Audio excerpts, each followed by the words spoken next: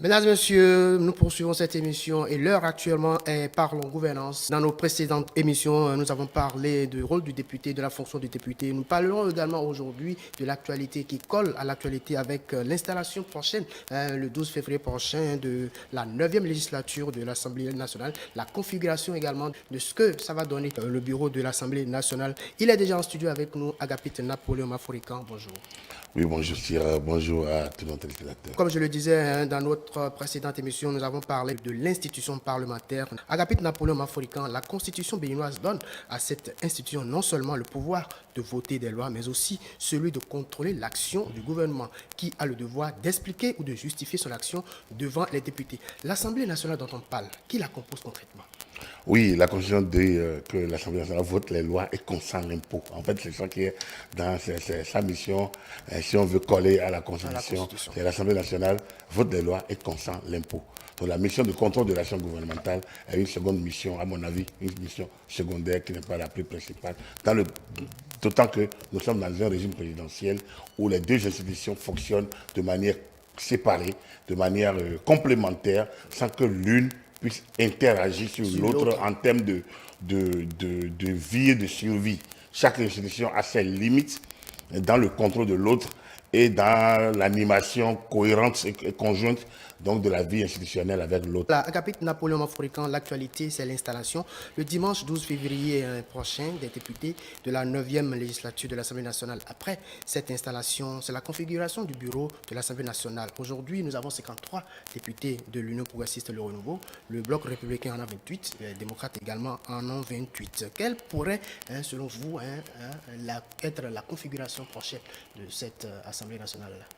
On va d'abord parler de l'installation, avant d'aller parler, parce que c'est tout un processus.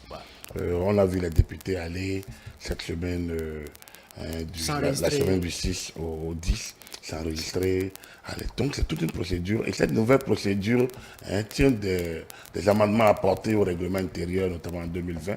Sur le président Vlavonou, il y a eu beaucoup d'améliorations, donc des textes parlementaires. Le président Mbedi avait commencé, le président Vlavonou l'a poursuivi. Donc du coup, le doyen d'âge, s'appuyant sur les données de la Sénat, de la Cour constitutionnelle, essaye donc d'avoir les contacts avec l'aide de l'administration parlementaire, essaye donc d'avoir les contacts des nouveaux députés, les convoque pour que ces formalités aient lieu.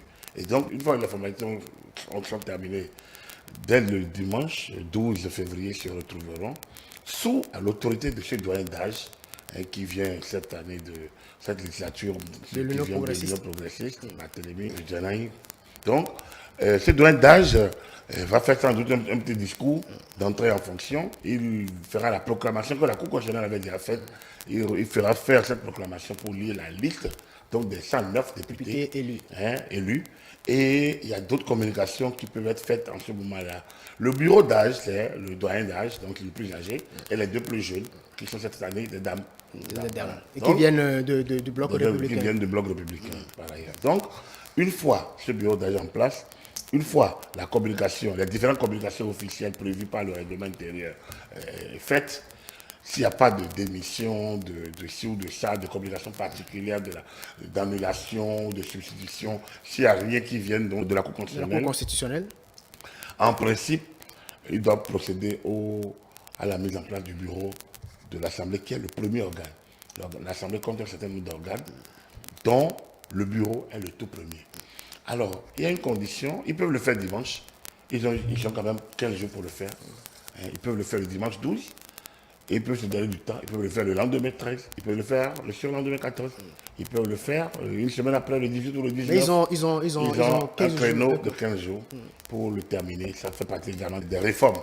Parce qu'avant, on a connu des bureaux qui ont pris du temps pour être... des bureaux d'âge qui ont pris du temps pour faire lire le bureau. Parce que s'octroyant des prérogatives qu'il n'a pas, le bureau d'âge gère les affaires courantes et c'est des communications, pas plus. Aucun débat d'envergure, de fond ne peut avoir lieu parce que le bureau d'âge n'est pas un organe réellement, c'est l'organe juste de relais entre une assemblée finissante et la nouvelle.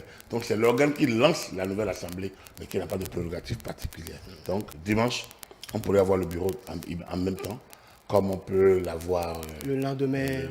On va suivre de près ce qui va se passer dimanche. Je pourrais bien que nous ayons le bureau. Alors, le bureau, on devait en parler. Le bureau. Le bureau, c'est 7 personnes. Alors, on a dit, outre le président, ça veut dire quoi? Le président est au-dessus de l'organe parlementaire. Bureau, le président, lui, il est à part. Il est un organe particulier, le président de l'Assemblée nationale. Tout comme le président de la République, au niveau de l'État, au niveau du gouvernement, qui est chef du gouvernement. Ici, le président de l'Assemblée nationale, parce qu'il est consulté seul sur certaines affaires. Il peut être consulté par le chef de l'État sur certains dossiers. Sur certains dossiers, certaines affaires. Sur certaines affaires. Donc, il est, lui, pris isolément. C'est lui qui est assisté par un bureau. Donc, le bureau de l'Assemblée se compose d'un président assisté par 6 autres personnes, c'est-à-dire 2 vice-présidents, 2 questeurs et 2 secrétaires parlementaires. C'est bon de dire, donc quand on dit le bureau de 7 membres, il est important de préciser. Il faut préciser que 7 personnes, dont un président, assisté de 2 vice-présidents, de 2 questeurs et de 2 secrétaires parlementaires. Et en dehors du président, qui est élu au suffrage universel, les urnes sont posées au podium, et chaque député, à l'appel de son nom, va voter, va mettre son bulletin dans l'urne. Et contrairement à ce que je disais hier, le suffrage universel, il est direct, il est au podium, direct, mais ce n'est pas seulement à 2 tours, c'est à 3 tours. 3 tours, oui. À 3 tours. Donc, 2 premiers tours, c'est la majorité absolue qui est requise. Ça veut dire quoi? S'il y a 5 candidats, actuellement, il n'y aura pas 5 candidats, je pourrais bien, on devrait pouvoir avoir 3 candidats. Une candidature de l'UP, une candidature du BR et une candidature des démocrates. Mais compte tenu de la situation que nous traversons, du fait que, comme moi je le dis, ce que moi j'appelle la transition que nous connaissons actuellement, et qui fait que l'Union progressiste et le Bloc républicain peuvent harmoniser certaines positions, il se pourrait peut-être qu'on n'ait pas 3 candidatures, mais qu'on ait plutôt 2. Donc, mais ça c'est également à suivre de près. On a 3, on a 4, on a 5 peut-être. Ils font le premier tour. Ils font le deuxième tour. Si au premier tour, l'un des candidats recueille actuellement 105 voix et 55 voix, ça veut dire qu'il est élu. Majorité absolue. 54 voix, il ne peut pas être élu. On passe à un second tour. Au second tour, 55 voix, il est élu. 53, 54 voix, 50 voix, pas élu. On passe au troisième tour. Au troisième tour, c'est les 2 premiers maintenant qui vont au troisième tour. Donc, c'est les 2 premiers. Et là, quel que soit les suffrages exprimés, celui qui a requis le plus de suffrages est déclaré gagnant. Maintenant, s'il n'y a pas de suffrage, si les 2 reçoivent par exemple 54-54 et il y a une abstention, par exemple, c'est le plus âgé qui prend.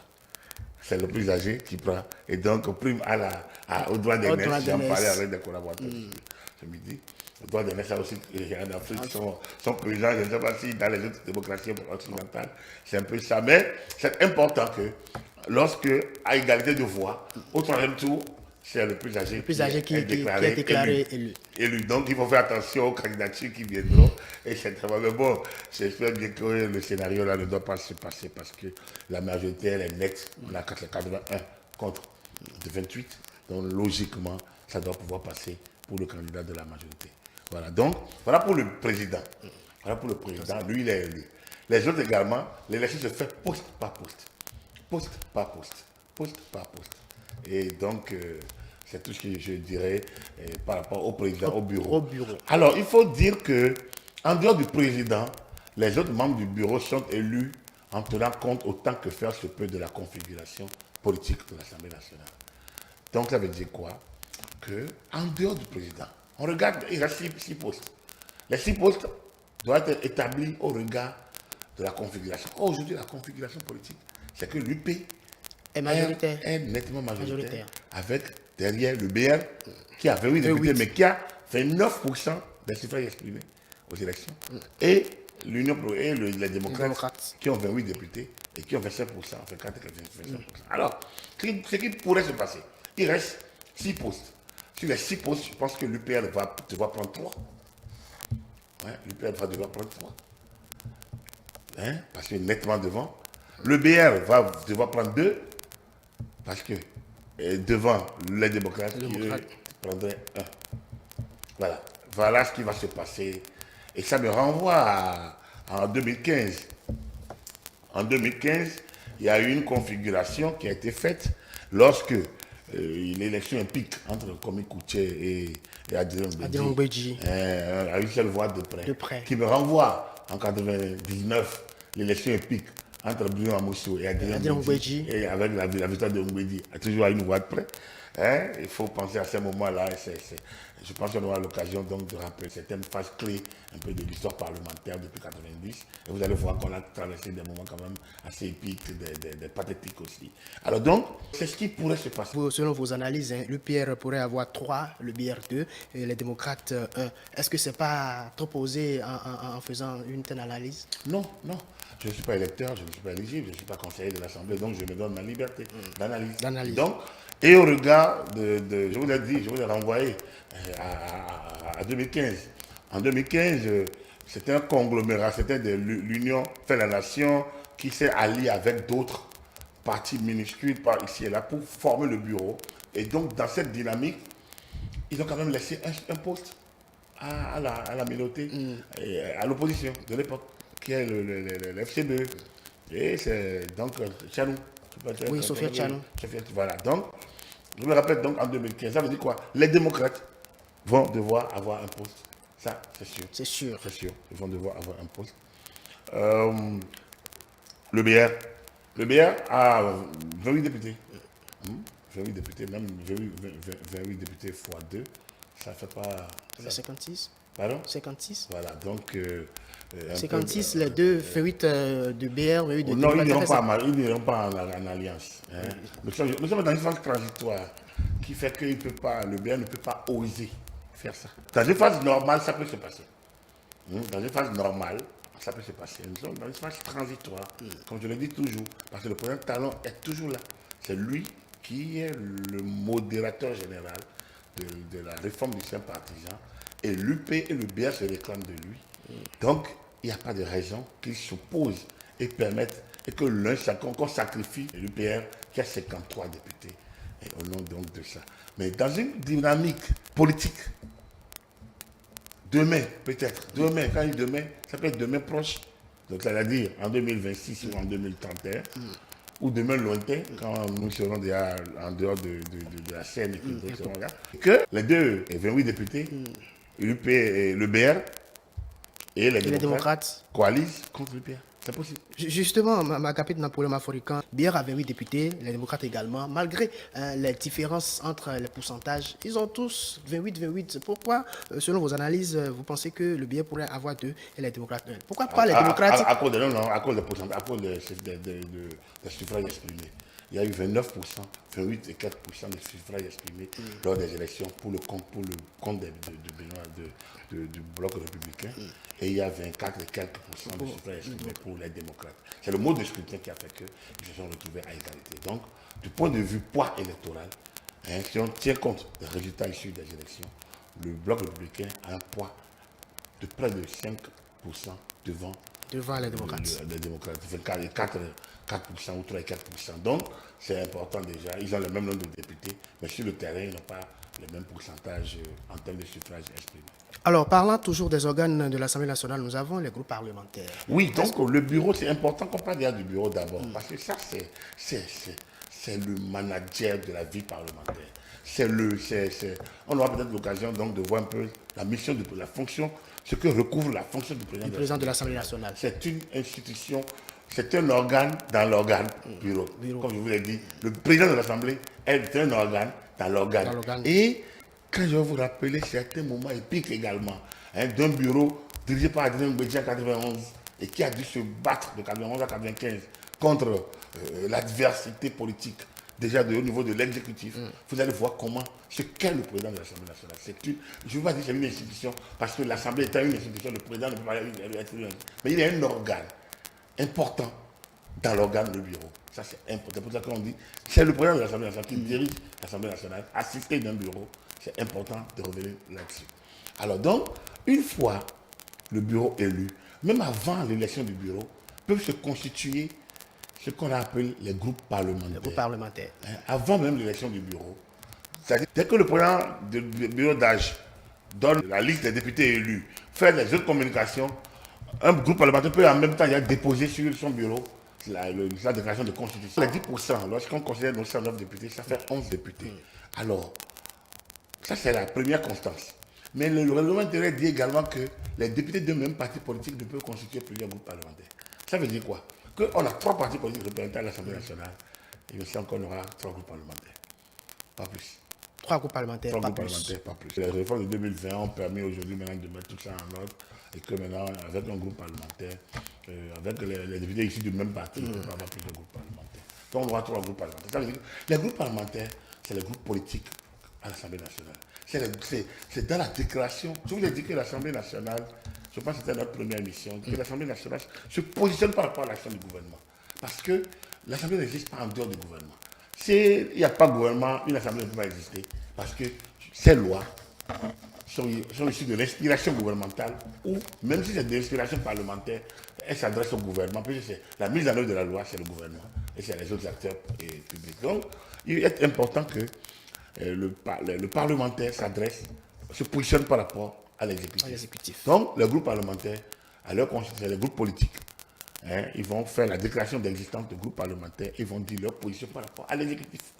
Le groupe parlementaire X soutient l'action du gouvernement, soutiendra l'action du gouvernement. Non, le groupe parlementaire s'opposera à l'action, mais soutiendra autant que faire se peut et au regard des aspirations du peuple, certaines lois qui répondraient. Voilà des formules qu'on aura dans la constitution des groupes parlementaires. Les groupes parlementaires sont présidés également par un bureau, voilà, ils s'organisent entre eux. Et puis, ils ont un secrétariat, tout ça est géré par le règlement intérieur de l'Assemblée nationale. Voilà. Et enfin, on a les commissions permanentes. On a les commissions permanentes qui permettent de traiter, de gérer les dossiers. L'Assemblée s'est en fait 5 commissions permanentes. Je vais les citer sans les dénommer.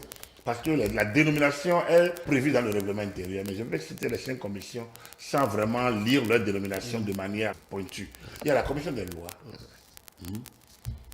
La commission des lois, des droits de l'homme et autres. Il y a la commission des lois, il y a la commission des finances, il y a la commission du plan, il y a la commission de l'éducation, et puis il y a la commission en charge donc, des relations extérieures, de la défense et de la sécurité.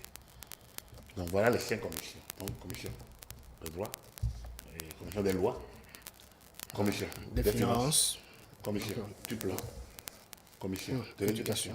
La commission des relations extérieures de la défense et de la sécurité. Voilà les 5 commissions. Et ils sont présidés également par un président. Tous ces présidents du groupe parlementaire, présidents de la commission, ensemble avec les membres du bureau, forment ce qu'on appelle la conférence des présidents. Voilà, maintenant il y a les commissions ad hoc, les commissions d'enquête, il y a d'autres commissions ponctuelles qui peuvent être mises en place. Mais voilà les organes centraux, les organes principaux donc, de l'Assemblée nationale. Le président assisté du bureau, les groupes parlementaires et les commissions permanentes. Voilà. Agapit Napoléon Maforican, une dernière question pour clore cet entretien. Selon les tests, c'est le bureau d'âge qui conduit les travaux jusqu'à l'élection du bureau de l'Assemblée nationale. Dans ce cas, est-ce qu'il est possible qu'un membre du bureau d'âge puisse poser sa candidature pour être membre du bureau de l'Assemblée nationale? Et dans quel cas cela puisse se passer? Ce n'est pas interdit. Ce n'est pas interdit, puisque de toute façon, comme je dis, l'élection est régie par une procédure stricte. Et c'est en plénière. Donc le scrutin se fait au podium. Chaque député dépose donc le doyen d'âge provenant d'un parti doit également respecter non seulement le protocole de l'élection du président de l'Assemblée nationale, du bureau de l'Assemblée nationale, qui est un protocole irréversible, qui est immuable, qui est déjà là, traduit par les règlements intérieurs. Ensuite, il doit respecter les normes internes du parti.